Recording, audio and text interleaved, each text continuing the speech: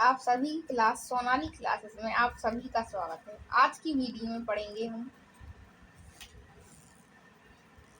भारत के कुछ important polity के कुछ इम्पोर्टेंट आर्टिकल अनुच्छेद।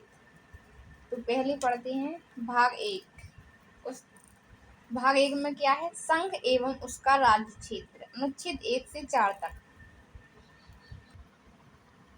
तो पहला अनुच्छेद, भारत का संघ, यूनियन ऑफ स्टेट। पहले अनुच्छेद में लिखा है भारत अर्थात इंडिया राज्यों का एक संघ है। यूनियन, संघ को क्या बोलते हैं? यूनियन। भारत एक राज्यों का संघ है। और डिटेल में जानते हैं, भारत राज्यों का संघ है और भारत का पूरा नाम है इंडिया, दैट इज भारत। मतलब इंडिया अर्थात भारत, जो अभी आपको हिंदी में बताया। भारत यूनियन, संघ मतलब भारत में कोई भी राज्य किसी भी राज्य में नहीं मिल सकता।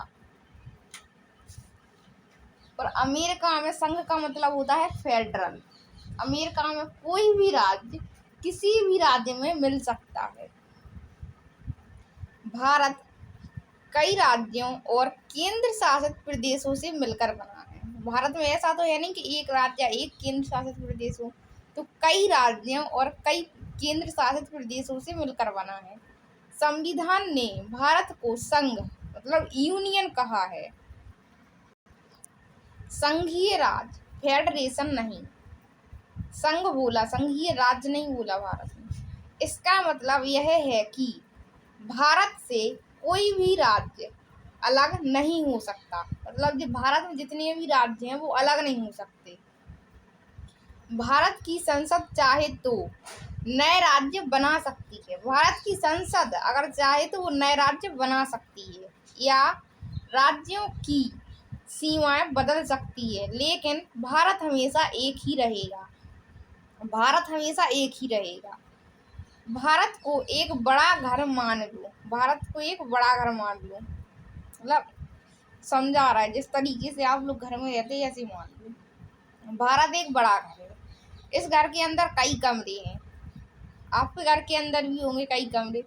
हर कमरे में एक अपनी खासियत है। कोई कमरा बड़ा होता, कोई छोटा होता, कोई अलग स्टाइल का होता, कोई ऊंचा कोई नीचा, किसी का शेप कैसा रहता, किसी का कैसा। लेकिन चाहे जितने भी कमरे हों, मतलब कि जो आपका घर में उसके अंदर कितने भी कमरे हों, पर सब मिलाकर वही एक घर कहलाएंगे। और सब कमरे मिल जाएंगे तभी आपका एक घर कहलाएंगे। जैसे कि एक भारत, और भारत के अंदर क्या है? सारे घर मतलब कि राज्य। घर का मालिक, मतलब कि घर का मालिक कौन होता है? हमारे पापा या मम्मी। तो इधर कौन है भारत में घर का मालिक? संसद। चाहे तो नया कमरा बना सकता है। जो घर का मालिक है वो चाहे तो एक नया कमरा बना सकता है। तो यहाँ घर का मालिक कौन है भारत में? संसद। संसद चाहे तो नया कमरा बना सकता है या दीवारें बदल सकता है। या तो नया कमरा बना सकता या दीवारें बदल सकता, लेकिन घर हमेशा एक ही रहेगा। पर घर हमेशा एक ही रहेगा। यानी अनुच्छेद 1 हमें बताता है कि भारत एक एकजुट है और सभी राज्य मिलकर ही भारत कहलाते हैं। मतलब सारे कमरे मिलकर एक घर बनाते हैं और उसी तरह से सभी राज्य मिलकर एक भारत मतलब कि एक देश बनाते हैं। अब पढ़ते हैं अनुच्छेद 2। अनुच्छेद 2 में क्या है? आर्टिकल 2 में नए राज्यों को शामिल करना, मतलब कि संसद विधि द्वारा नए राज्यों का प्रवेश एवं उनकी स्थापना राष्ट्रपति को पहले सूचना देनी पड़ेगी, देकर भारत में मिला सकते हैं। मतलब विदेशी राज्यों को भारत में मिला सकते हैं। अनुच्छेद 2 कहता है कि संसद को यह शक्ति है, संसद या पार्लियामेंट, संसद को ही पार्लियामेंट कहती है, को यह शक्ति है कि वह भारत में नए राज्यों को शामिल कर सकती है, लेकिन अनुमति किससे देनी पड़ेगी? पहले राष्ट्रपति को। तो राष्ट्रपति करेगा ये काम, विदेशी राज्यों को भारत में मिला सकता है। जैसे कि किसी में लाया था सिक्किम को, 22वां राज्य 16 मई 1975 को भारत में विलय हुआ। 35वां संविधान संशोधन हुआ, तब 1974 द्वारा सहराज्य बनाया गया। मतलब पहले सिक्किम को सहराज्य बनाया 1974 में, फिर 36वां संविधान संशोधन हुआ 1975 में, तब सिक्किम को 22वें राज्य का दर्जा मिला। सिक्किम पहले भारत का हिस्सा नहीं था, वो एक विदेशी राज्य था, उसे बाद में भारत का हिस्सा बनाया गया। अब आगे पढ़ते हैं। अगर कोई नया क्षेत्र, जैसे कि बताया ना सिक्किम के बारे में, क्षेत्र या प्रदेश भारत में जुड़ना चाहता है तो संसद कानून बनाकर उसे भारत का हिस्सा बना सकती है। कौन बना सकती है? संसद। संसद यह तय करेगी कि उस नए राज्य की शर्तें क्या होंगी, जैसे अधिकार, नियम, व्यवस्था। उदाहरण अभी बोला था ना, अभी सिक्किम के बारे में बताया था। जब 1975 में सिक्किम भारत में जुड़ा तो अनुच्छेद 2 के आधार पर संसद ने कानून बनाकर उसे भारत का 22वां राज्य बनाया। कब बनाया 22वां राज्य? 16 मई 1975 को। और भी डिटेल में जानते हैं अपनी घरेलू भाषा में। भारत को एक बड़ा परिवार मान लो। भारत को क्या मान लो? एक बड़ा परिवार। परिवार क्या होता है? मतलब जैसे आपके जो दादा लोग रहते हैं, फिर उनके 2 या 4 जितने ही बेटे होते, फिर वो लोग अपने अलग अलग घर बना लेते, तो उन चारों को मिला के एक बड़ा परिवार हो जाता। तो भारत को एक बड़ा परिवार मान लो। अगर कोई नया सदस्य इस परिवार में आना चाहता है तो परिवार के बड़े संसद, मतलब बड़े बुजुर्ग होते हैं, सोच समझकर उसे अपना लेते हैं। जैसे जब नया दामाद या बहू, ये नया सदस्य ही तो होता है, परिवार में आता है तो घर वाले नियम और जिम्मेदारियां बताते हैं, वैसे ही संसद नए राज्य को भारत में शामिल करते समय नियम बनाती है। ये कौन करता है? भारत करता है। भारत के अंदर संसद करती है। और हमारे घर में कौन करता है? जो बुजुर्ग व्यक्ति होते। मतलब अनुच्छेद 2 कहता है, मतलब अनुच्छेद 2 क्या कहता है? भारत में नए राज्यों को जोड़ा जा सकता है, लेकिन उसका निर्णय कौन करेगा? संसद ही लेगी। नए राज्यों को तो जोड़ा जा सकता है, लेकिन उसका निर्णय कौन लेगी? संसद। जैसे घर में कोई नया व्यक्ति तो आता है, लेकिन उसका निर्णय कौन लेता? घर का कोई बड़ा मुखिया, जैसे दादा या दादी या मम्मी पापा। अब आते हैं अनुच्छेद 3 पर। अनुच्छेद 3 में क्या है? राज्यों का निर्माण और सीमा परिवर्तन। मतलब कि संसद को किसी राज्य क्षेत्र में उसका राज्य क्षेत्र अलग करके 2 या 2 से अधिक राज्यों को मिलाकर नए राज्यों का निर्माण करने की शक्ति प्राप्त है। या अनुच्छेद 3 के तहत किसी भी राज्य की सीमा में परिवर्तन कर सकते हैं या उसके राज्य के नाम में परिवर्तन कर सकते हैं। अब आगे पढ़ते हैं। संसद को यह शक्ति है कि वह भारत के अंदर किसी राज्य की सीमाओं में बदलाव कर सकती है, जैसे कि अभी बताया, नया राज्य बना सकती है या किसी राज्य को छोटे हिस्सों में बांट सकती है, जैसे कि उत्तराखंड से उत्तर प्रदेश को अलग किया था। जो ये भी तो अलग अलग किए थे अनुच्छेद 3 के तहत। संसद नए राज्य बना सकती है। कौन बना सकती है नए राज्य? संसद। किसी राज्य की सीमा घटा या बढ़ा सकती है, और किसी भी राज्य की सीमा को घटा सकती है, बढ़ा सकती है। संसद घटा सकती है, बढ़ा सकती है। वो किसी भी राज्य का नाम बदल सकती है, किसी राज्य को मिलाकर नया राज्य बना सकती है, जैसे कि एक राज्य में से 2 राज्य कर सकती है, तो कोई 2 राज्य हैं, उन 2 राज्यों को मिलाकर एक राज्य भी कर सकती है। लेकिन इस प्रक्रिया से पहले क्या करना होगा? राष्ट्रपति उस राज्य की विधानसभा से राय मांगते हैं।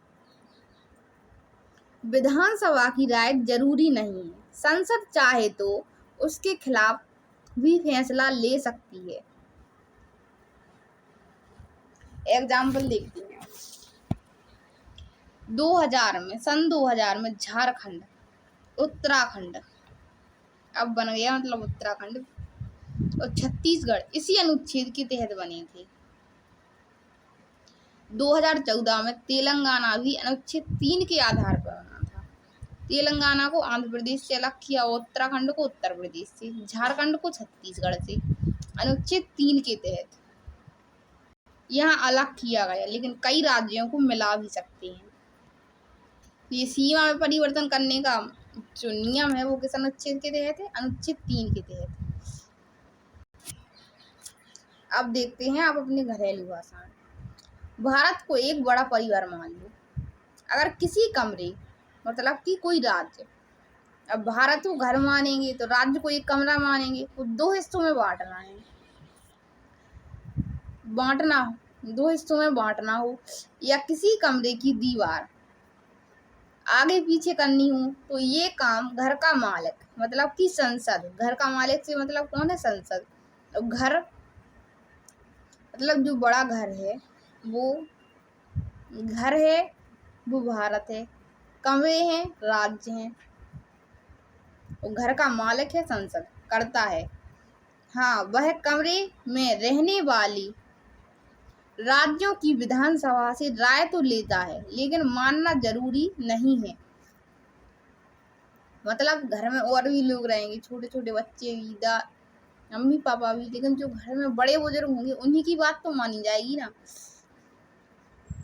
यानी अनुच्छेद 3 कहता है संसद चाहे तो नया राज्य बना सकती है, पुराने राज्य का नाम या सीमा बदल सकती है, और यह पूरा अधिकार सिर्फ संसद के पास है। यह अधिकार किसके पास है? सिर्फ संसद के पास। अब आते हैं अनुच्छेद 4 पर। अनुच्छेद 4 नए राज्यों से जुड़े कानून और संशोधन। अनुच्छेद 4 कहता है जब संसद नए राज्य बनाती है या किसी राज्य की सीमाएं बदलती है, जैसे कि अभी 3 में बदल रही थी ना सीमाएं, तो अनुच्छेद 2 और 3 के तहत तो इसके लिए जो कानून बनाए जाते हैं उन्हें संविधान संशोधन मतलब अमेंडमेंट नहीं माना जाएगा। नए राज्यों के निर्माण या सीमाओं में बदलाव के लिए संसद जो भी कानून बनाएगी वे साधारण कानून, सिंपल लॉ होंगे, उन्हें संशोधन नहीं माना जाएगा। इसके लिए संविधान संशोधन की विशेष प्रक्रिया अनुच्छेद 368 में है। संविधान संशोधन अपनाने की जरूरत नहीं है। मतलब अनुच्छेद 2 और 3 से जुड़े फैसले आसान तरीके से कानून बनाकर किए जा सकते हैं। उदाहरण, जब 2014 में आंध्र प्रदेश से तेलंगाना अलग हुआ तो इसके लिए संसद ने साधारण कानून बनाया। इसे संविधान संशोधन नहीं कहा गया। अब आ जाते हैं अपनी भाषा पर। भारत को क्या मानो? एक घर, और उसके अंदर कौन रहता है? मालिक मतलब कि संसद। भारत को एक बड़ा घर मान लो। अगर मालिक मतलब कि संसद घर में नया कमरा जोड़ दे या किसी कमरे की दीवार बदल दे तो इसके लिए पूरा घर दोबारा बनाने मतलब कि कॉन्स्टिट्यूशन अमेंडमेंट की जरूरत नहीं है। तो संविधान संशोधन की जरूरत नहीं है। आपको घर का एग्जाम्पल दे के इसलिए समझा रहे हैं ताकि आपको अच्छे से समझ में आए। बस छोटा मोटा बदलाव कर देना काफी है। यानी अनुच्छेद 4 बताता है कि नए राज्यों के बनने या सीमाओं में बदलाव के लिए संसद को आसान रास्ता दिया गया है और इसे संविधान संशोधन नहीं माना जाएगा। अब आते हैं भाग 2 पर। नागरिकता अनुच्छेद 5 से 11। पहले जानते हैं नागरिकता क्या होती है। नागरिकता को इंग्लिश में कहते हैं सिटीजनशिप। भाग 2 नागरिकता अनुच्छेद 5 से 11 तक। तो नागरिकता क्या होती है? कोई भी देश अपने मूलवासियों को कुछ विशेष अधिकार देता है, जैसे कि भारत या कोई भी देश, वो अपने मूल निवासियों को कुछ विशेष अधिकार देता है। इन अधिकारों को क्या कहते हैं? नागरिकता। भारत में एकल नागरिकता का प्रावधान है, और एकल नागरिकता हमने कहाँ से लिए? ब्रिटेन से। अर्थात हम केवल देश के नागरिक हैं, बल्कि देश के निवासी। हम केवल देश के नागरिक हैं और बल्कि देश के निवासी, राज्य के नागरिक नहीं है। भारत की नागरिकता 1950 के अधिनियम पर आधारित है। भारत की नागरिकता किस अधिनियम पर आधारित है? 1950 के अधिनियम पर आधारित है। नागरिकता में पहली बार संशोधन 1968 में किया गया था। भारत में एकल नागरिकता की अवधारणा ब्रिटेन से ली गई है। अब आते हैं अनुच्छेद 5 पर। अनुच्छेद 5 अधिवास द्वारा नागरिकता, मतलब वह भारत का नागरिक होगा जो निम्न 3 शर्तों में से कोई एक शर्त पूरी करेगा। तो पहली शर्त है भारत के राज्य क्षेत्र में जन्मा हो, मतलब जो भारत का नागरिक कहलाएगा तो उसे भारत में जन्म होना चाहिए उसका, मतलब अगर वो भारत में जन्मा है तो वो भारत का नागरिक कहलाएगा। दूसरी शर्त क्या है? उसके माता या पिता, मतलब जो व्यक्ति है या बच्चा है उसके मम्मी या पापा कोई भी भारत के राज्य क्षेत्र में जन्मा हो। अगर वो बच्चा नहीं जन्मा तो उसके माता या पिता भारत के राज्य क्षेत्र में जन्मे होने चाहिए। तीसरी कंडीशन है या तीसरी शर्त, वह संविधान बनने के ठीक पहले कम से कम 5 वर्षों तक साधारण तौर पर भारत का निवासी रहा हो। अगर वो भारत का नागरिक नहीं है, भारत में नहीं जन्मा या उसके माता पिता नहीं जन्मे, तो उसके लिए ये नियम है कि वो संविधान बनने के 5 साल पहले साधारण तौर पर भारत का निवासी रहा हो तो उसे भारत का नागरिक माना जाएगा। अब पढ़ते हैं आगे। भारतीय नागरिकता, citizen of the India at the amendment of constitution. अनुच्छेद 5 कहता है संविधान लागू होने के समय, जब संविधान लागू हुआ 26 जनवरी 1950, तो भारत में रहने वाले लोग भारतीय नागरिक होंगे। मतलब जब संविधान बन रहा है, वो भारत में जितने व्यक्ति हैं वो सब भारतीय नागरिक होंगे। और संविधान लागू होने पर 26 जनवरी 1950 जो लोग भारत में जन्मे थे या रहते थे वे स्वतः भारतीय नागरिक माने जाएंगे, मतलब वो तो हैं ही, उन्हें माना जाएगा भारतीय नागरिक।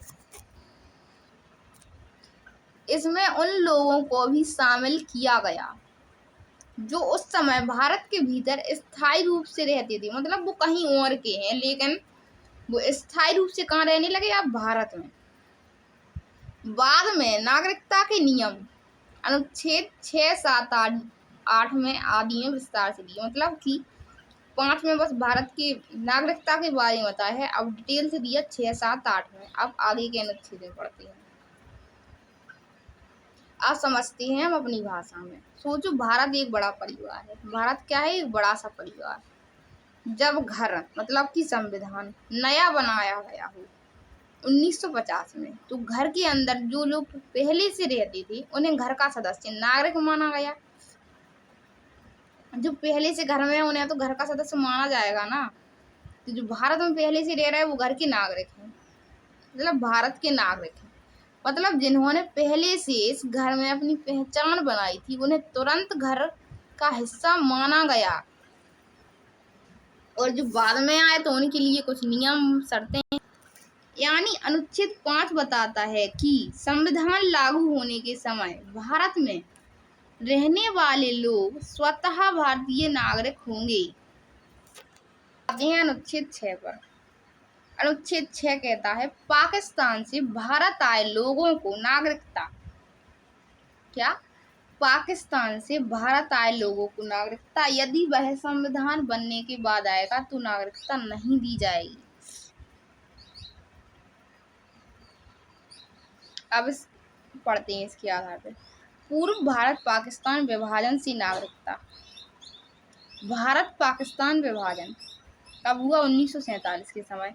जो लोग भारत में आए, कहाँ से आए? पाकिस्तान से, उन्हें भारत की नागरिकता दी जाएगी। लेकिन अगर वो बाद में आए तो उन्हें भारत की नागरिकता नहीं मिलेगी। संविधान बनने के बाद आएंगे तो उन्हें नागरिकता नहीं दी जाएगी, साफ साफ लिखा है। जो संविधान बनने के बाद आएंगे उन्हें नागरिकता नहीं दी जाएगी। 1947 में जब भारत और पाकिस्तान अलग हुए तो बहुत लोग अपने अपने क्षेत्र से भारत आए। उन लोगों को संविधान ने भारतीय नागरिक माना। वो संविधान बनने के पहले आ गए तो उन्हें संविधान ने भारतीय नागरिक माना। इसमें यह तय किया गया कि वे लोग जो भारत में स्थायी रूप से रहने का निर्णय करेंगे वे भारत के नागरिक होंगे। मतलब कि जो क्लियर करते हैं कि हमें भारत में ही रहना है तो वो भारत के नागरिक माने जाएंगे, अन्यथा नहीं माने जाएंगे। भारत में नागरिकता के लिए नियम और भी है, मतलब 7, 8, 9 जो आर्टिकल हैं उनमें भी विस्तार से दिया गया है नागरिकता के बारे में। अब आते हैं अपनी घरेलू भाषा पर। सोचो, भारत एक बड़ा घर है। भारत को एक बड़ा घर मान लो। जब घर के अड़ोस पड़ोस में नया परिवार, मतलब कि पाकिस्तान, नया परिवार ही तो है पाकिस्तान, बन गया तो कुछ लोग अपने पुराने घर मतलब कि भारत लौट गए। कुछ लोग पाकिस्तान चले गए, कुछ लोग भारत लौट गए। संविधान ने कहा जो लोग लौटे और यहाँ रहने का फैसला किया उन्हें घर का सदस्य नागरिक मान लिया जाएगा। अगर संविधान बनने के पहले आ गए तो नागरिक माना जाएगा, और अगर संविधान बनने के बाद आए तो नागरिकता नहीं दी जाएगी, अनुच्छेद 6 में दी जाएगी। यानी अनुच्छेद 6 हमें यह बताता है कि विभाजन के समय भारत आने वाले लोग भारत के नागरिक होंगे।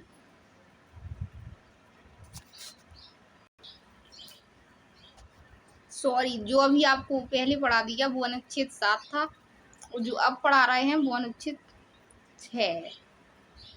गलती से वो आगे पीछे हो गया। जो पहले पढ़ाया वो 7 था और ये 6। तो इसको देखते हैं। भारत लौटे हुए प्रवासी पाकिस्तानियों की नागरिकता, मतलब अनुच्छेद 6 कहता है जो लोग विभाजन के समय भारत छोड़कर पाकिस्तान चले गए, मतलब जब भारत का और पाकिस्तान का बंटवारा चल रहा था और कुछ लोग भारत चले गए, भारत में तो यही मतलब पाकिस्तान चले गए और बाद में भारत लौटे, तो उनके लिए जो नागरिकता के नियम है वो अनुच्छेद 6 में है।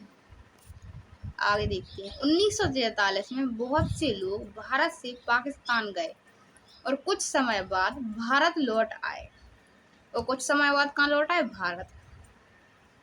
तब संविधान ने तय किया कि अगर कोई व्यक्ति 19 जुलाई 1948 से पहले भारत वापस आया और भारत में रहने का फैसला किया तो उसे भारतीय नागरिक माना जाएगा। मतलब इस अनुच्छेद के आधार पर लौटे हुए लोग नागरिकता प्राप्त कर सकते हैं। सीधे शब्दों में बात सुनो, जो व्यक्ति संविधान बनने के बाद आएगा पाकिस्तान से भारत, उसे नागरिकता नहीं दी जाएगी। जो संविधान बनने के पहले आ गया उसे नागरिकता दी जाएगी।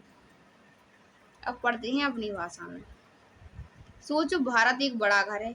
कुछ लोग घर छोड़कर पड़ोस यानी कि पाकिस्तान चले गए, लेकिन फिर वापस लौट आए। संविधान कहता है जो समय पर वापस आया और घर में रहने का फैसला किया उसे घर का सदस्य नागरिक माना जाएगा अनुच्छेद 7 के तहत, और नागरिक नहीं माना जाएगा तो अनुच्छेद 6 के तहत। मतलब अनुच्छेद 7 उन लोगों के लिए है जो भारत लौटे और नागरिकता लेना चाहते हैं। आप सीधे शब्दों में समझिए, जो व्यक्ति संविधान बनने के बाद, मतलब भारत पाकिस्तान का विभाजन हुआ, कुछ लोग पाकिस्तान चले गए, कुछ लोग भारत में रह गए। पाकिस्तान से जो व्यक्ति भारत वापस आ गया और वो संविधान बनने के बाद आएगा तो उसे नागरिकता नहीं दी जाएगी, अनुच्छेद 6 के तहत। आर्टिकल 6 के तहत नागरिकता नहीं दी जाएगी।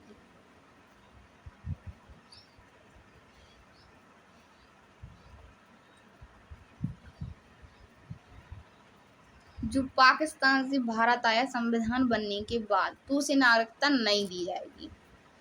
और अनुच्छेद 7 कहता है स्वतंत्रता के बाद भारत से पाकिस्तान चले गए व्यक्ति जो संविधान बनने से पहले आ गए, पहले लौट आए, तो उन्हें नागरिकता दी जाएगी। ये कौन कहता है? अनुच्छेद 7। सॉरी थोड़ी सी मिस्टेक के लिए, अब आगे से ऐसा कुछ भी नहीं होगा। आप लोग यहाँ से समझ सकते हैं अच्छे से। आप लोग यहाँ पे एक बार फिर से सुन लीजिए। अनुच्छेद 7 पहले पढ़ते हैं 6 को। 6 क्या कहता है? पाकिस्तान से भारत आए लोगों को नागरिकता, यदि वह संविधान बनने के बाद आएगा तो नागरिकता नहीं मिलेगी। ये कौन कहता है? 6। अब आते हैं अनुच्छेद 7 पर।